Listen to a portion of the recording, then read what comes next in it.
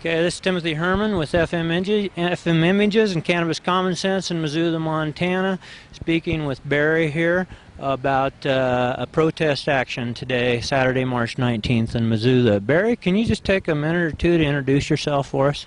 Well, my name is Barry Adams, and I'm a native Montana, many generations. And I've been an activist for the herb, for marijuana, for over 40 years. And in a couple of different instances, I've even done smoke-ins right here in this particular town and this particular spot right here in Missoula. So that's who I am.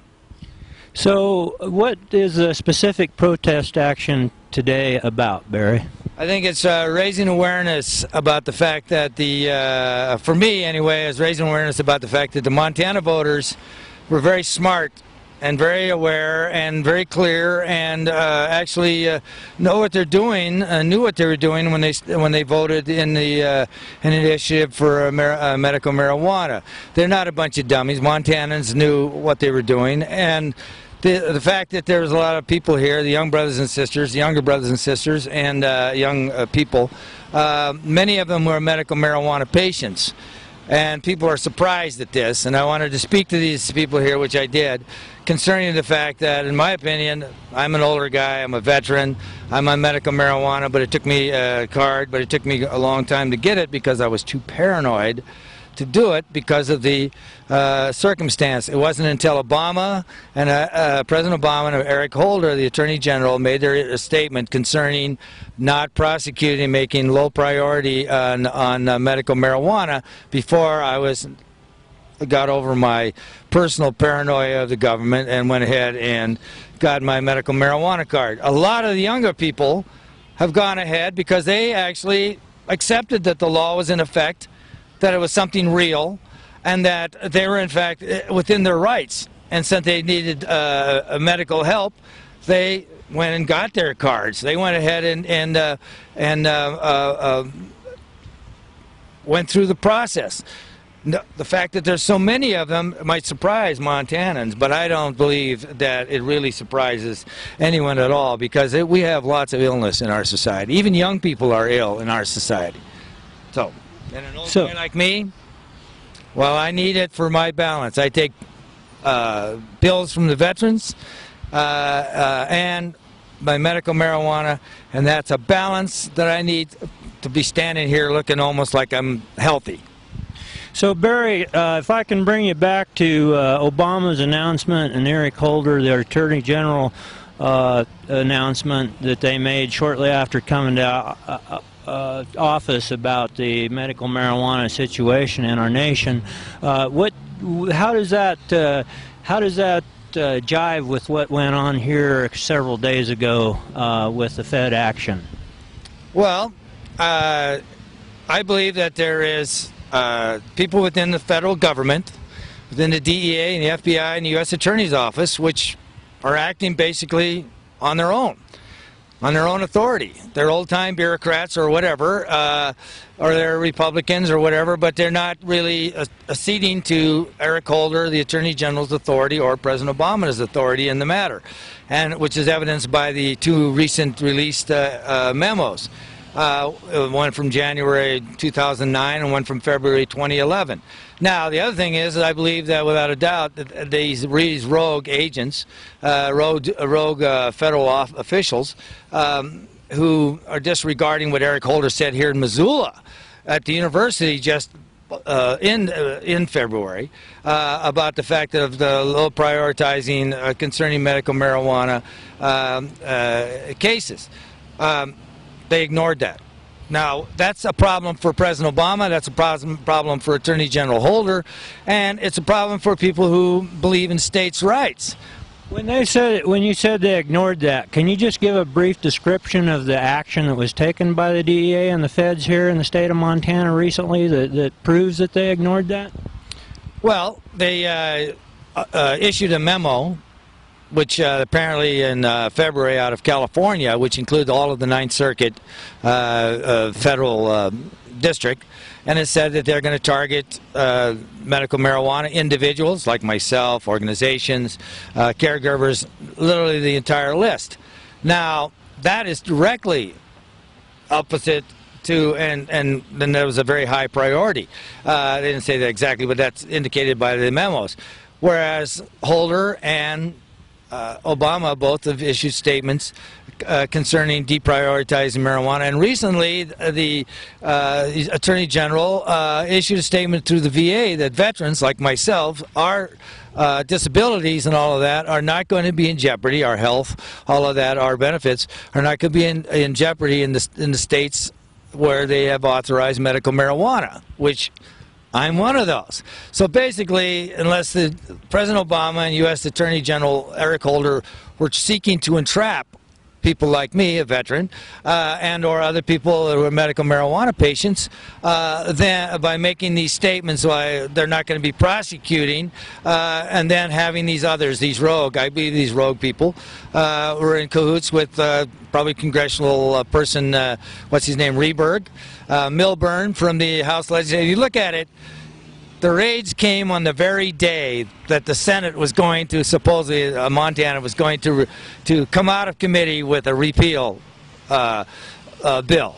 That didn't happen, but nevertheless, that's still, they did it. And who did they target? Think about who they targeted. The people they targeted were people connected with the very people who have been our foremost spokespeople concerning medical marijuana. People like Tom Dobert and Chris Lindsay, who's an attorney, and these people were connected in some way or another with the people who were busted over in Helena like this. I believe, because I'm, of course, observer of federal government for many, many years, and I think that they actually targeted those people. It was a political move. I think that is against the law no matter what. I think that CONTELPRO or something that's equivalent is what was used here, and it looks like they used it clear back to January 2009, and so therefore they were really setting people up all the way from that period on to here. That's a long time. They did long time investigations, then they busted these people, but who did they target? The very people who were connected with the folks who were the strongest spokespeople for the causes of the medical marijuana initiative here in the state of Montana. That's really sad. That's an indication of the old federal government that's been around from the 60s, who have been after many different people and were found to be doing it illegally. I think they did this illegally. Not just over states' rights. I think they flat out violated these people's individual civil rights by targeting them. So let's just be clear to put some context into the feds in the form of DEA agent raids that occurred on dispensaries around the state of Montana. And what you're saying is that these raids occurred on the very same day that the Montana State Senate was going to have a legislative hearing on the repeal of the medical marijuana bill. Not the day before or the day after, but the very day. Let's be clear about that. The day of the vote. Within hours. In fact, the very same time the raids were being conducted, the Senate and Montana legislature was voting whether or not to bring a bill out of the legislature. Not voting, and we already did the hearings before that. This was the vote. And on the very time, of course, the vote lost 6-6 along party lines, apparently. But at that time, think of what had happened if they brought it out of committee. These DEA people in conjunction with the state and all the local folks, and even, here in Missoula had to be the local Missoula police chief who is against the initiative. All aiding and abetting, targeting certain businesses, and these businesses and caregivers. And what's a caregiver? A care provider. Well, they may care provide for many patients, but there's still just one individual with many patients. And they're allowed to grow 6 plants per patient that they're a caregiver for, correct? That's correct. So even if they had over 100 plants or whatever the Fed's magic number is, as far as following Montana law, they were completely within Montana state law in their operations. Is that correct?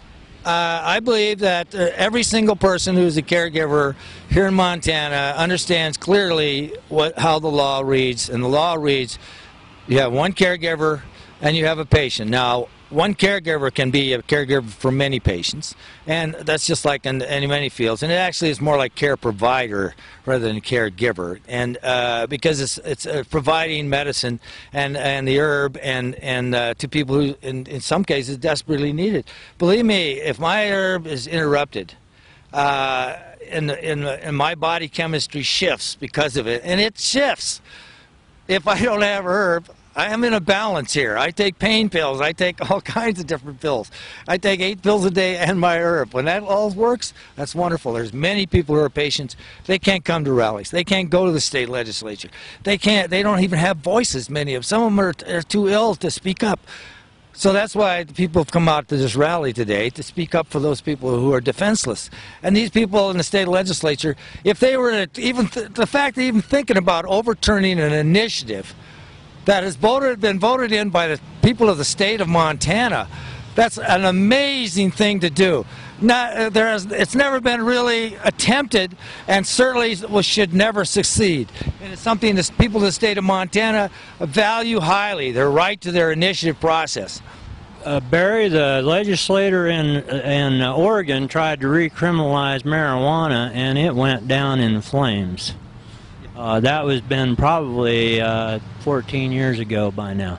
But anyway, just to wrap this up, would you think it would be fair to say that this is an intimidating action by the feds and the DEA to put fear into the people of the state of marijuana regarding caregivers and patients, to show them that we don't care what your state legislature and what your state laws are, that we're the power and we'll just act how we want and trump what we want, and that if you speak up, we will go after you?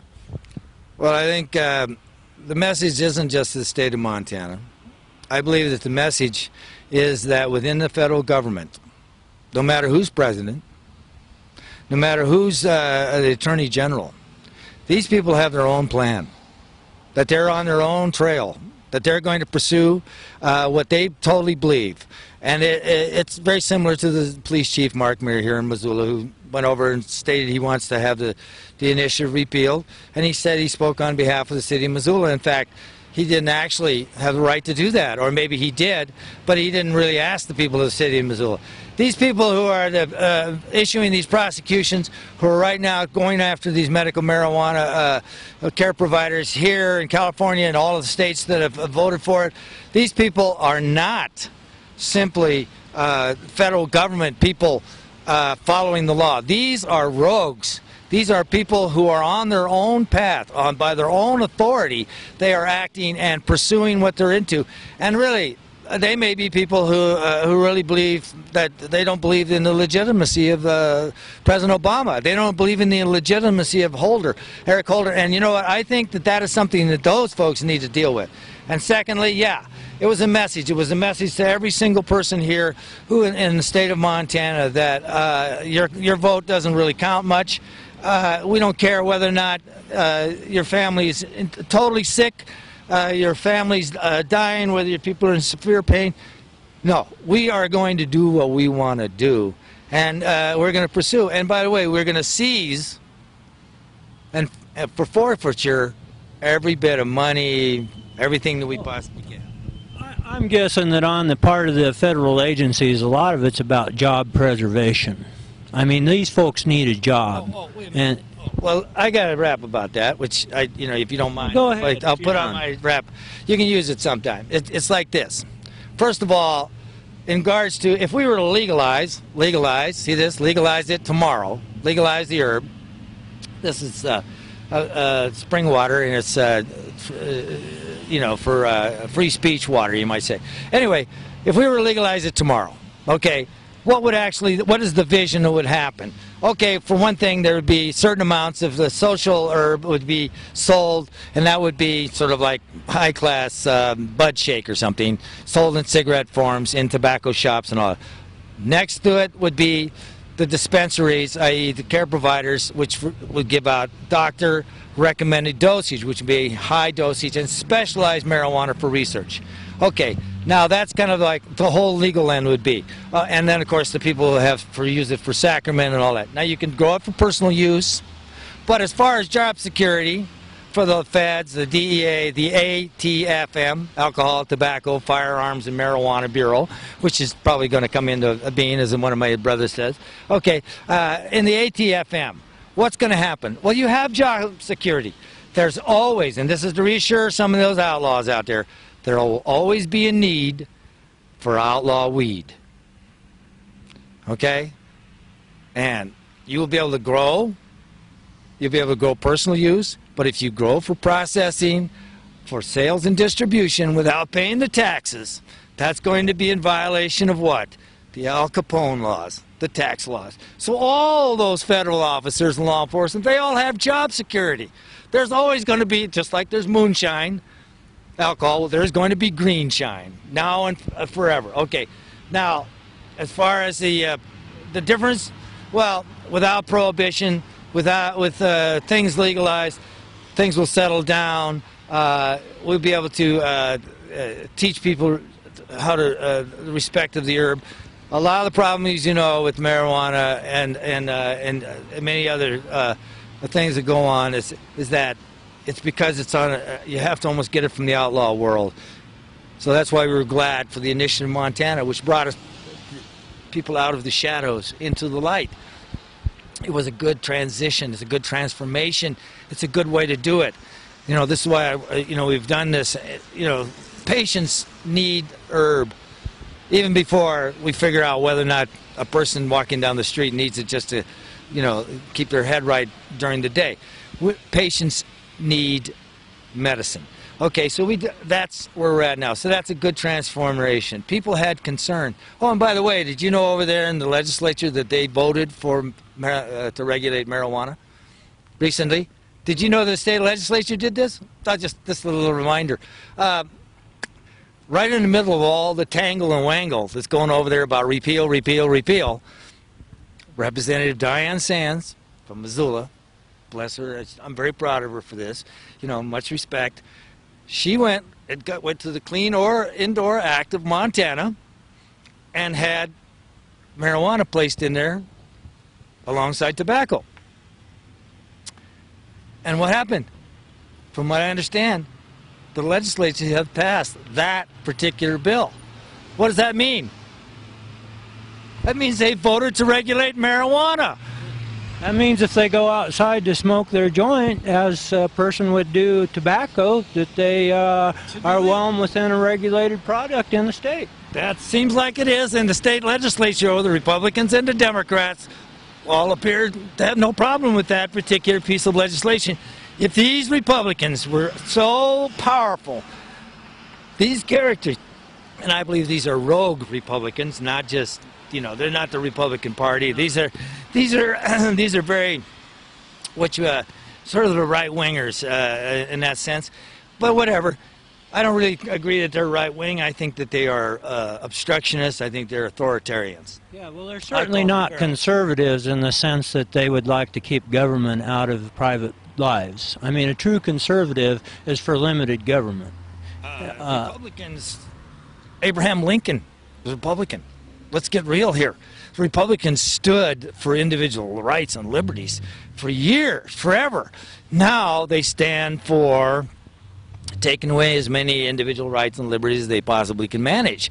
At least some of them have. I don't agree that all of them are out to lunch. I think there's a Republican named Lewis over in Helena that's helped introduce a bill for regulation of marijuana. But anyway, I just want to say, this little thing about the fact they voted for regulating marijuana. That's, what they call that? They call that a brilliant political move. And I really want, people... Strategic thinking. It diffused the opposition. It's called political dilution. It's wonderful. See, this is the kind of stuff. This is called smart legislative processing. There was another guy introduced a thing where, out of Great Falls, where they should only limit bills or label bills if they are blatantly unconstitutional according to Montana law. Constitution. I think that's a great idea. Why not? But I think this, though. I think, having been in this business for over 40 years, I wrote a piece called Marijuana as Sacrament in 1971, put in this book called The Rainbow Oracle, about the rainbow gatherings. And I believe totally that that is what marijuana is. It's an herb. I use it to pray with, as well as for my medicine, and I believe by praying with it, that aids and abets me, my personal physical health. As I had mentioned, spoke to folks here, they've proven that in hospitals prayer works. They've proved that Native American people pray with their tobacco right outside a hospital and smoke and pray with their tobacco. The people inside the hospital get better. And that's the same thing that happens with the herb for me and for so many other people. It's not just a medicine, it's a sacrament. It's a way of drawing closer and, to the spirit. And for me, it does both. And whether people think it does or not, marijuana does relieve pain. It takes away, I have all these pain pills and all that, and then I have a little bit of pain no matter what. And I ingest the herb, eat it, tincture, smoke it, whatever. It takes that edge off. Now people say, well, that's psychological. Well, folks, it ain't just psychological. It works. And there are people like Scott, what was his name, Scott Day, who died a few years ago, really good young brother. They ripped him off. He had all these fantastic diseases. He had developed and researched and grew his medical marijuana. Each plant was for one of his diseases. It was really specialized. And then, of course, they came in and they robbed him, and then later he died. It was very sad. And one of the true people, but he was on the right track. He had grown and researched and developed certain seeds and brands and clones of marijuana for certain specific natures in the body. And I know that that is the future of marijuana for people who are people like me, who are patients, because no matter what, if they legalize it tomorrow, I'm going to need someone who's better than me at growing it, and to grow something that's going to relate directly to my specific medical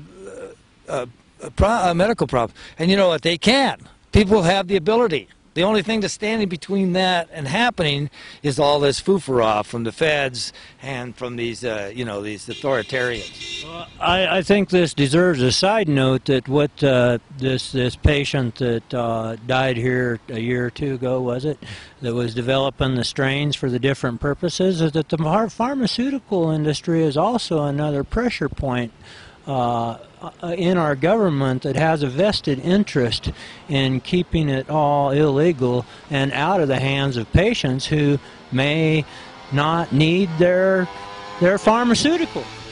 Yeah, well, I have friends of mine who use oxy medically. They've described it. The only thing that really sort of works as an alternative is marijuana. I know it may sound, how can that possibly be, but it has problems. And it's not just marijuana like, say, Marinol or an extract. It's not that. Marijuana is a plant, and as a whole, as a totality, it has properties. It's like peyote. You can extract mescaline from peyote, but if you want to really use peyote as a medicine in the way that is properly used, and it has been for a long time, is you ingest peyote, the entire vibration, the button, rather than like extracting something from it and taking a particular part. It's the way it works together as part of the healing. That's part of the medicine. That's why it's very important that people understand it ain't good enough to just get Marinol. Marinol does not work. Something like we have whole tincture, something that comes from whole plants put together and then you make a tincture, something where you cook it, put it in food. Yes, that works because you're using the plant. You're using the wholeness of it. Does that make any sense? I hope it does. Okay. Well, Barry, thank you very much for your time and your insights and wisdom on the matter. And this is Timothy Herman reporting for FM Images and Cannabis Common Sense in Missoula, Montana, here on Broadway in front of the Missoula County Courthouse. Thank you very much.